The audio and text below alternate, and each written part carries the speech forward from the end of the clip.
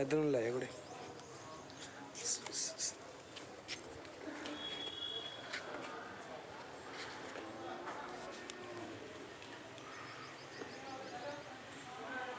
ਲੈ ਜਾ ਕੁੜੇ ਇੱਧਰ ਨੂੰ ਯਾਰ।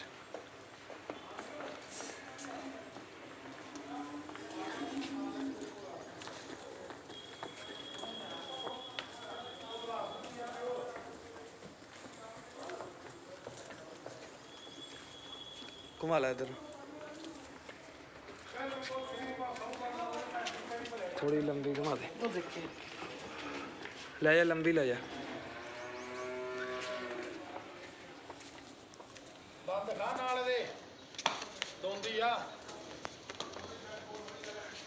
आयर शायर फर्स्ट लैक्टेशन में दंद तो लेके जा बच्चियां दोने, ये भी दो डब्बी भी दंद दिखा दे जरा, दो दांत है।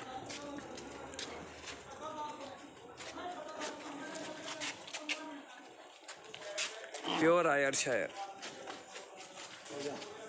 वो बच्ची काट के भी उधर ले जा।